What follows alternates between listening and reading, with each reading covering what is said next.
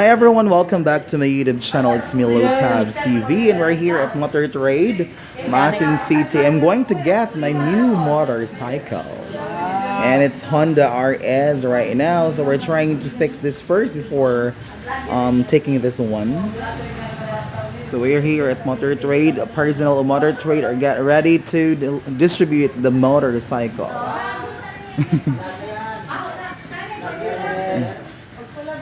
So basta oy.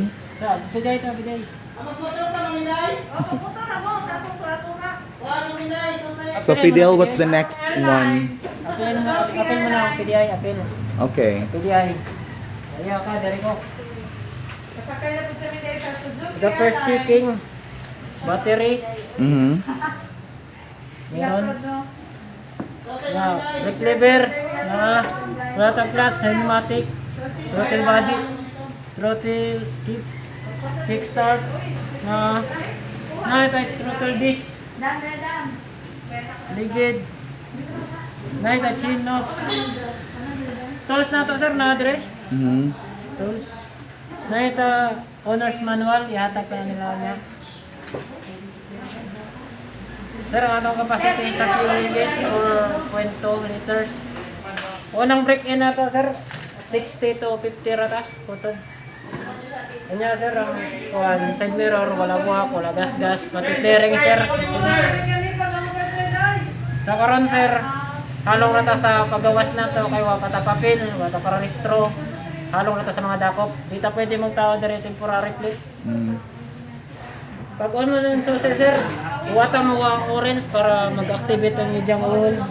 Fuel injected na ni sa sira, di na sa carburetor. Ito option, pwede na to i-kick, pwede na to i-start. I-start na sir. Suga natin sir, kanunay na nasa musika, wala nasa mungan. Nakalubin, pati high beam. Signal light sir. Siga suga, indicator na po. Okay. Pikas na indicator siga, horn sa sabay mo mamuta sir, kasi na ka pamamuta na. No questions at all.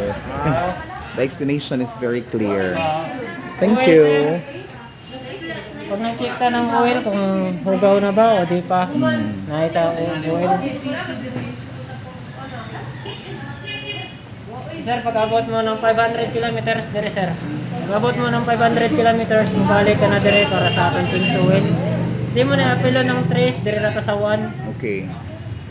Kanya sir, atang gitobel dire 1 liter na unleaded. Pwede ra ka masagaw ng Premium. Ang problema.